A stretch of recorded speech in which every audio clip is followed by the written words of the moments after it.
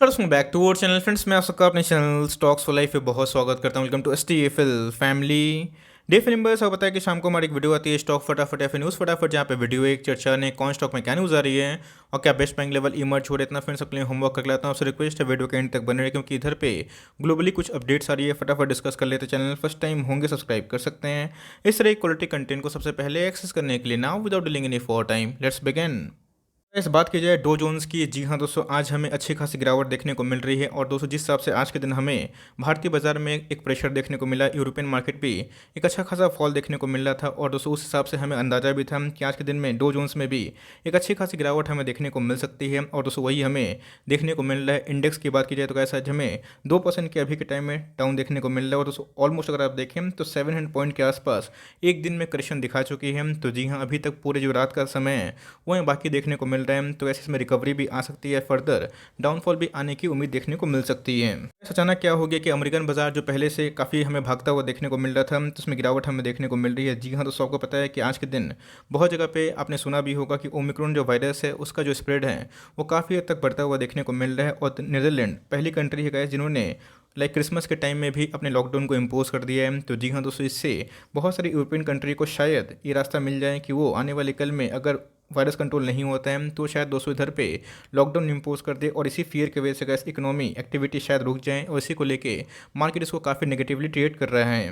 एक राहत वाली बात तो इधर पे ये है कि मॉडर्ना ने जो बूस्टर डोज ऑफकोर्स डेवलप कर लिया है, ये दोस्तों हाईली हमें इफेक्टिव देखने को मिल रहा है। अगर आप देखें तो इसका जो नाम है दोस्तों इधर पे मॉडर्ना वैक्सीन है। और इसी की वजह से गैस मॉडर्ना के शेयर प्राइस में हमें आज के दिन अच्छी खासी उछाल देखने को मिल चुकी है। तो जी हाँ दोस्तों, इफेक्टिव नहीं है बल्कि हाईली इफेक्टिव है। तो लॉन्ग टर्म में आपने देखा है कि जो वैक्सीन हैं वो अच्छा खासा डेवलप होता हुआ देखने को मिल रहा है। और 2 डोज के बाद जो बूस्टर डोज है इसका इफेक्ट हमें जल्दी ही देखने को मिलेगा। तो जी हाँ, मार्केट तो गैस चलता ही रहता है, लेकिन जो हेल्थ है, जान है लोगों की, वो बचना बहुत ही इंपॉर्टेंट है। तो जी हाँ, ये जो कोविड की वजह से मार्केट में नेगेटिविटी है उसका तो दोस्तों साइंटिस्ट बहुत ही तेज़ी से निकालने की कोशिश कर रहे हैं। इससे हमारा बाजार गिर सकता है। तो जी हाँ दोस्तों, अभी की अगर आप देखें बात, तो जो हमारा SGX निफ्टी है वो अभी के टाइम में हमें फ्लैट कारोबार होता हुआ देखने को मिल रहा है। और अभी के टाइम में अगर आप देखें तो हरे में क्लोजिंग देखने को मिल रही है। तो जी हाँ, अगर डो में थोड़ी सी गिरावट और एक्सट्रीम होती है तो हो सकता है इसकी कल हमें फ्लैट ओपनिंग या फिर गैप डाउन ओपनिंग देखने को मिल जाए। मैंने आपको हमेशा बताने की कोशिश की है कि मार्केट का बॉटम किसी को पता नहीं होता है। अपने अच्छे क्वालिटी स्टॉक पे फोकस करें, टारगेट करें और SIP करें। तो उसी माध्यम से गाइस आज मैं कुछ स्टॉक के बारे में डिस्कस करने वाला हूं, जिसमें अभी के टाइम में वैल्यू भी है और क्या न्यूज़ आ रही है, फटाफट अपडेट कर देते हैं। तो पता है कि बजाज फाइनेंस अपने आप में ही मल्टीबैगर का बाप स्टॉक हमें देखने को मिलता है, लेकिन CLSA की बात की जाए तो कैसे उनके अकॉर्डिंग बजाज फाइनेंस में आने वाले कुछ क्वार्टर्स में जो ग्रोथ हैं वो फ्लैट होने की उम्मीद है। और इसी वजह से गैस जब बजाज फाइनेंस 7,000 के आसपास था, CLSA ने 6,000 के आसपास टारगेट दे दिया था। तो गैस ब्रोकर एजेंसी जो होते हैं अब टारगेट्स को रिवाइज करते हैं, कोई अपग्रेड करते हैं। और इसी की वजह से अगर आप देखें तो मार्केट में बैंक NBFC को लेकर थोड़ी सी नेगेटिविटी है। तो जी हाँ, लॉन्ग टर्म में गैस एक हीरा स्टॉक है और आपको ऐसे डिप में ज़रूर इसका फॉलो करना चाहिए, ज़रूर इसको अपने पोर्टफोलियो में जगह देनी चाहिए। आज अगर आप देखें तो हमें 6630 के आसपास क्लोजिंग देखने को मिल चुकी है। कोई भी स्टॉक आपको डिस्काउंट में तभी मिलता है जब मार्केट में नेगेटिविटी हो, मार्केट में पॉजिटिविटी हो, अच्छी न्यूज़ हो। तो गैस कोई स्टॉक आपको क्यों डिस्काउंट मिलेगा, ये सबसे इंपॉर्टेंट वाली बात हमें देखने को मिलती है। बिकॉज मार्केट में जब नेगेटिव न्यूज़ होता है, बहुत लोग जब गिव अप करने की कोशिश करते हैं, वहीं पे गैस जो मार्केट के जानकार व्यक्ति है वो निवेश करने का प्लान करते हैं। तो जी हाँ, इसके पहले भी गैस बजाज फाइनेंस अगर आप देखें तो बहुत ही मैसिव फॉल दिखाया था, लेकिन जिन्होंने टाइम दिया, कन्विक्शन पे होल्ड किया, फेथ रखा, तो गैस लॉन्ग टर्म में उनके अच्छे खासे पैसे बने। तीन सब डिप का मुझे लगता है आपको भरपूर फायदा उठाना चाहिए। 8,000 का स्टॉक है, 4 लाख करोड़ के आसपास की मार्केट कैप है, अपने आप में ही सुपर मल्टीबैगर है। तो गैस इन सब स्टॉक्स पे आप निवेश करें और इधर से हर 200 पॉइंट के फॉल पे मार्केट में क्या हो रहा है उसको भूल जाए और इन सब स्टॉक्स को लेके अपने पोर्टफोलियो को मजबूत बना सकते हैं। आज की बात की जाए, एस्ट्रल पाइप में हमें 6% के आसपास गिरावट देखने को मिल रही थी। जी हाँ, निफ्टी के मिड कैप और स्मॉल कैप में आज के दिन काफ़ी प्रेशर था। इवन दोस्तों निफ्टी के स्मॉल कैप में हमें 4% के आसपास गिरावट देखने को मिली। ऑलरेडी हमने डिस्कशन भी किया है कि मार्केट में कभी कई इंडेक्स 3-4% डाउन होते हैं तो उसमें गाइस जो स्टॉक होते हैं वो काफ़ी गिरते हैं। तो जी हाँ दोस्तों, अपने आप में ही एस्ट्रल बहुत ही शानदार कंपनी है, ज़बरदस्त नंबर थे और मुझे लगता है कि आने वाले कल में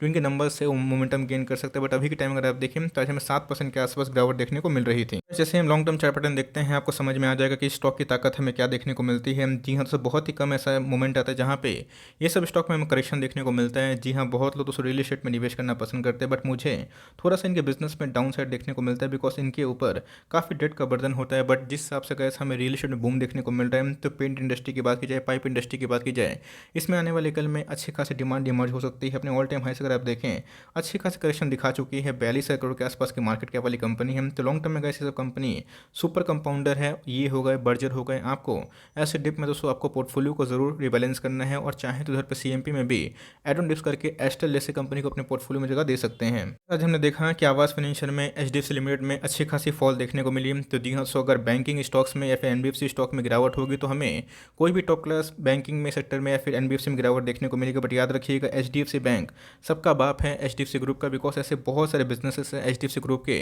जो इनकी पेरेंट कंपनी है। तो बहुत ही शानदार बिजनेस मॉडल दोस्तों, बहुत से ब्रोकर्स इनका मानना है ये आने वाले एक साल में 3200 का भी हो सकता है। तो मुझे लगता है कि एनबीएफसी के हाउसिंग फाइनेंस में आप चाहें तो टॉप क्लास कंपनी अभी के टाइम में एचडीएफसी में निवेश करने का प्लान कर सकते हैं। आइएगा मैं दोस्तों, अगर आप देखें तो लॉन्ग टर्म चार्ट पैटर्न बहुत ही प्रॉमिसिंग है। ऐसा नहीं गिरावट नहीं हुई थी, गिरावट हुई भी थी, बट धीरे धीरे ये सब स्टॉक आपको घुसने का मौका नहीं देता, और जब घुसने का मौका देता है तो यहाँ पे फियर का माहौल होता है। तो मेरे हिसाब से अगर आप देखें तो 4 लाख करोड़ के आसपास की मार्केट कैप है और इंडिया की हाउसिंग फाइनेंस में सबसे लार्जेस्ट कंपनी है। आप चाहें तो ग्रोथ स्टॉक में आवास को चुन सकते हैं, बट ये भी बहुत ही स्ट्रॉन्ग बैलेंस शीट वाली कंपनी है, एचडीएफसी ग्रुप की शानदार कंपनी है। आप इसमें भी अभी के टाइम में धीरे धीरे एसआईपी कर सकते हैं। बात की जाए आईआरसीटीसी, कभी भी गाइस ओमिक्रॉन वायरस की बात की जाए या फिर कोविड की वायरस की बात की जाए, ये अगर स्प्रेड की न्यूज़ आती है टूर्स एंड ट्रैवल्स बिजनेस में गाइस हमें काफ़ी गिरावट देखने को मिलती है। और दोस्तों वही हमें देखने को मिल रहा है, 5% के आसपास आज हमें आईआरसीटीसी लुढ़कता हुआ दिखाई पड़ रहा है। लॉन्ग टर्म के लिए मोनोपोली कंपनी है, शानदार कंपनी। इसके ऊपर गाइस मैंने बहुत बार रेगुलर कमेंट्री दिया, मुझे लगता है कि अभी के टाइम में घुसने का एक बहुत ही अच्छा मौका बन सकता है। इंटरडे लोग की बात की जाए तो गाइस कभी भी ये स्टॉक आपको 760 के आसपास मिलता है। अगर इस प्राइस अगर आप ओके नहीं है तो इस लेवल पर आप चाहें तो अपना जीटीटी लगा के छोड़ सकते हैं। अगर इस भाव मिल जाएगा तो उठाने का अच्छा खासा मौका बन सकता है। तो अपने आप में ही एक मोनोपोली कंपनी है, ग्रोथ वाली कंपनी है। बट येस, अगर वायरस का स्प्रेड बढ़ता है तो इन सब के बिजनेस काफ़ी डेंट देखने को मिलते हैं। बट मेरे हिसाब से कैसे इसके पहले भी कोविड आया था जहाँ पे इनके ट्रेंड्स काफ़ी बनते हैं, स्टॉक का प्राइस आधा हो गया था और उसके बाद हमें 6 गुना की रैली देखने को मिली। तो लॉन्ग टर्म में गए आप चाहें इन सब फियर वाला कंडीशन पे अपना बाई कर सकते हैं, बिकॉज लॉन्ग टर्म के लिए आईआरसीटीसी एक मोनोपोली कंपनी है। पेंट सेक्टर की बात की जाए, आपको पता है कि मैं इसको लेकर काफ़ी बुलिश रहता हूँ, बिकॉज लॉन्ग टर्म में पेंट को टक्कर देने वाली कोई मुझे कंपनी दिखाई नहीं पड़ती है। एबी की बात की जाए, एशियन बर्जर, मैंने बहुत बार उसको कमेंट्री दी और बताया भी है कि पेंट सेक्टर बहुत ही कम गिरावट का शिकार देखने को मिलता है और गिरता भी है एक समय पे आके वो कॉन्सोलेशन करता है और फर्दर बहुत ही कम गिरने की उम्मीद भी होती है। तो जी हाँ दोस्तों, 3200 के लेवल पे जैसे टांग की तरह खड़ा होता हुआ देखने को मिल रहा है। मार्केट में गैस एक्सट्रीम फियर अगर आप देखें, एशियन पेंट में एकदम मजबूती हमें देखने को मिल रही है। बर्जर में यस रिवर्सल नहीं है, लेकिन बर्जर भी अगर आप देखें दूसरे स्टॉक से काफ़ी कम गिर रहा है। तो मेरे हिसाब से गैस लोग कभी पेंट करवाना बंद नहीं करेंगे, चाहे वो कार के पेंट की बात की जाए या फिर घर के पेंट की। ये अपने आप में ही मोनोपोली बिजनेस मॉडल वाली कंपनी निकल के आती है। तब दोनों में से कोई भी कंपनी, चाहे एशियन या फिर बर्जर, लॉन्ग टर्म का 3 साल का हॉरिजन रखे, मुझे लगता है गैस कि सब 26% सालाना देने वाली कंपनी और हर 3 साल में ये सब पैसा डबल करने की ताकत रखती है। तो लॉन्ग टर्म में अच्छी कंपनी है और मुझे लगता है कि पेंट सेक्टर एक अनसंग मल्टीबैगर सेक्टर है जहाँ पे आप आराम से निवेश करने का प्लान कर सकते हैं। इंडिया मार्ट इंटरमैक्स की बात की जाए, इसने बहुत ही इंपॉर्टेंट लेवल आज के दिन ध्वस्त किया है, जो कि था 206,800 का लेवल। लेकिन जो कमेंट्री निकल के आ रही है इनके मैनेजमेंट की तरफ से वो काफ़ी पॉजिटिव हमें निकल के आ रही है कि इनके जो फर्दर एक्सपेंशन है एसएमई सेक्टर में वो काफ़ी एग्रेसिव हो सकते हैं। और अभी के टाइम में गए सबसे ज़्यादा ये कैश रिजर्व होल्ड कर रही है। इनके प्रीवियस पास्ट रिकॉर्ड की बात की जाए तो जी हाँ दोस्तों, अभी के टाइम में 5.5% के आसपास गिरावट देखने को मिल चुकी है। मेरे पास भी स्टॉक है, डरने की आवश्यकता नहीं है, बिकॉज कंपनी डेट फ्री है, कैश रिच कंपनी है। इसके पहले कंपनी बहुत भाग चुकी थी, फिर से एक बाउंस पे करके ये गिरावट का शिकार देखने को मिल रही है। इसके पहले भी गैस इनके जो नंबर्स थे वो काफ़ी प्रॉमिसिंग थे और हमने देखा कैस्टल की बात की जाए, प्रिंस की बात की जाए और बहुत सारे सेक्टर की स्टॉक की बात की जाए जिनके नंबर सुपर होने के बावजूद उसमें गिरावट हो रही है। तो उसमें आपको लॉन्ग टर्म में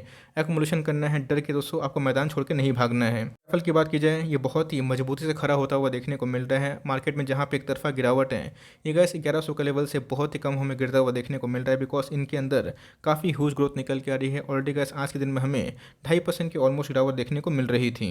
अगर कोई एडवर्टाइजमेंट वाली कंपनी में निवेश करना है तो मैं बोलूँगा कि लैटेंट वेटेंट को छोड़ के एप्पल पे आपकी फोकस होनी चाहिए। बहुत ही मजबूत फंडामेंटल वाली कंपनी है, 14,000 करोड़ के आसपास की मार्केट कैप और अभी के टाइम में 80 का प्राइस ट्रेंडिंग है। जब भी तो अपने ऑल टाइम हाई लगा रहा था तो उस समय इसका जो प्राइस ट्रेंडिंग था 135 के आसपास है, जो कि अभी के टाइम आधा होता हुआ देखने को मिल रहा है। मुझे लगता है कि ये धीरे धीरे एसआईपी करने के लिए बहुत ही शानदार कंपनी है। जिनको न्यू ग्रोथ वाले स्टॉक में निवेश करना है, न्यू इंडिया वाले स्टॉक में निवेश करना है, तो लॉन्ग टर्म में एप्पल अच्छा खासा प्रॉमिसिंग इंपैक्ट दे सकता है। और एक भी शेयर बेचिएगा मत, बिकॉज एक बार ये सब जर्नी करेंगे तो गैस इसमें हमें सर्किट देखने को जरूर मिल सकता है। गैस नोटिस करिएगा, डिक्सन 5000 के लेवल पे आके बहुत ही स्ट्रॉन्ग सपोर्ट दिखा रहा है और एक बार 5000 का लेवल तोड़ता है तो हो सकता है फर्दर गिरावट हो। बट दोस्तों इनका जो रोड मैप है, इनके जो फ्यूचर ग्रोथ निकल के आ रहे हैं वो अपने आप में आउटस्टैंडिंग है और मेक इन इंडिया से गैस इनको बहुत बेनिफिट मिलने के चांसेस है। पीएलआई स्कीम से भी इनको मेगा बेनिफिट मिल रहा है, बट आज के दिन हमें कैप डाउन ओपनिंग की वजह से 3% के आसपास गिरावट देखने को मिल रही थी। मैं डिक्सन को रेगुलरली कवर करते रहता हूँ बिकॉज ये सब कंपनी में आपको डर के भागना नहीं है, उल्टा आपको इन सब कंपनी में धीरे धीरे एसआईपी की वेब से निवेश करना है बिकॉज पीएलआई स्कीम का बेनिफिट ये कंपनी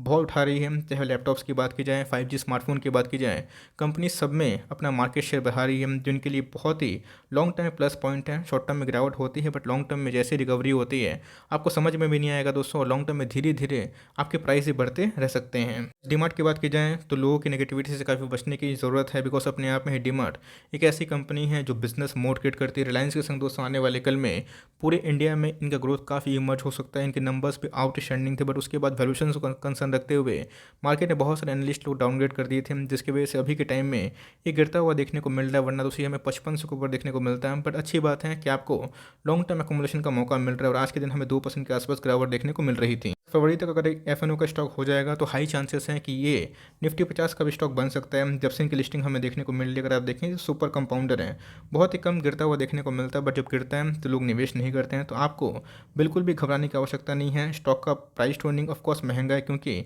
आने वाले कल में काफ़ी ग्रोथ है। मार्केट में बहुत ही कम फ्री फ्लोट शेयर अवेलेबल है, 75% जो स्टेक है ये प्रोमोटर खुद ही ओन करते हैं। तो जी हाँ, गजब का फंडामेंटल से कैश रिच कंपनी भी है, 10,000 करोड़ के आसपास का इनके पास रिजर्व भी है। तो मुझे लगता है कि लॉन्ग टर्म में ये अपने पाँव को तेज़ी से पसार सकती है। बैंकों में गिरावट होगी तो कोई दिक्कत वाली बात नहीं है। बैंक नहीं तो भाई एनबीएफसी का कुछ नहीं होने वाला, और बैंक एनबीएफसी नहीं तो कैसे इकोनॉमी पूरा कोलैप्स होता हुआ देखने को मिलेगी। आईसीआईसीआई बैंक को मैंने इसके पहले भी कवर किया था कि 5,000 करोड़ के आसपास इसने फंड को रेस किया है, बहुत ही शानदार बात है। और दोस्तों आपको ये बहुत ही डिस्काउंट रेट में मिल रहा है। 800 का स्टॉक है, अभी के टाइम में हमें 710 के भाव पे मिल रहा है।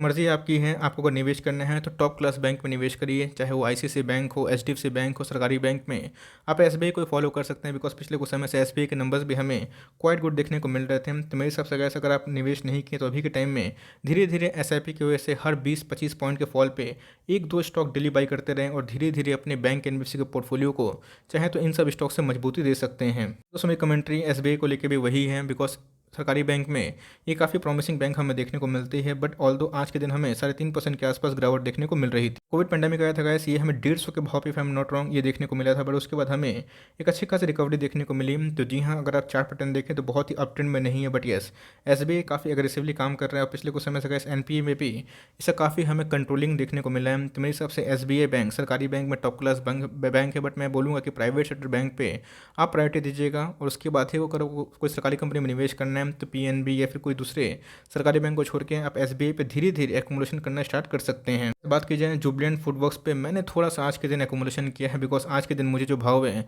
वो काफ़ी अट्रैक्टिव दिखाई पड़ रहा है बिकॉज हम लोग एक दिन का निवेश नहीं करते हैं और हम लोग कोई भी बिजनेस को बाई करते हैं तो अच्छे बिजनेस को बाई करते हैं। खराब बिजनेस बाई करेंगे कोई प्राइस पे तो लॉन्ग टर्म में इस पैसे नहीं बनेंगे, बट अच्छे बिजनेस अच्छे भाव पे आने पे आपको ज़रूर दोस्तों उधर पे फ़ायदा लेना है। और आज के दिन में हमें 5% के आसपास गिरावट देखने को मिल रही थी। लॉन्ग टर्म में बहुत ही शानदार कंपनी है, आप इसे फोकस कर सकते हैं।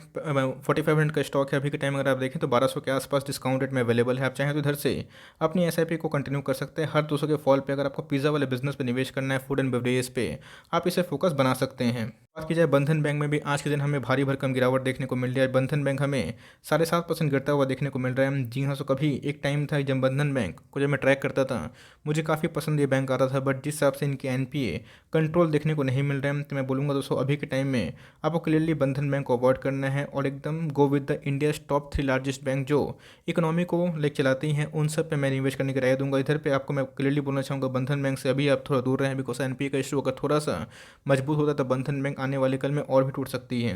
इस बात की जाए एलटीआई, मैं जितने भी लाइक एनालिस्ट को देखता हूँ दोस्तों फॉलो करता हूँ, उनमें एक चीज़ कॉमन सी बात है, जितने भी आईटी वाले स्टॉक्स हैं उनको लेकर काफ़ी बुलिश रहते हैं। मुझे लगता है कि इसके आईटी के जो नंबर्स आए हैं जो एसेंशियल ने पेश किया है वो आने वाले कल में आग में घी डालने वाला काम करेगा। तो कोई हाई ग्रोथ आईटी वाले निवेश करना है तो इस पे और हैप्पीएस्ट माइंड पे आप निवेश करने का प्लान कर सकते हैं। 7.5 का स्टॉक है, अभी के टाइम अगर आप देखें आपको 800 रुपये डिस्काउंट मिल रहा है और आज हमें 4% के आसपास गिरावट देखने को मिल रही थी। अगर आप देखें तो ये मल्टीबैगर नहीं है, मेगा मल्टीबैगर हमें देखने को मिलता है और इन सब डिप पे अगर आप निवेश करते हैं तो बहुत ही पोर्टफोलियो का लाइक चार्ट लग सकता है। इसके पहले भी गैस इसने 3600 के आसपास आने के बाद किसी को घुसने का मौका नहीं दिया था, उसके बाद कंटिन्यूसली हमें 7,500 के आसपास देखने को मिल रहा था। तो मेरे हिसाब से गैस ये भी एक टॉप क्लास कंपनी है। इसको मैं बहुत ही रेगुलरली स्टॉक फटाफट में कवर करता रहता हूँ, लेकिन अपने आप में ही एक अच्छी कंपनी। आप चाहें तो आई टी में फोकस करके इन सब में, TCS में, इन्फोसिस में, विप्रो में अच्छे खासे स्टॉक्स अकोमोडेशन कर सकते हैं, बिकॉज इनका जो वेटेज है 18% के आसपास है निफ्टी के लाइक IT सेक्टर में। अपने आप में ही ये सब बहुत ही प्रॉफिटेबल बिजनेस में काम करती है। आई होप दोस्तों मेरा ये एफर्ट आपको अच्छा लगा।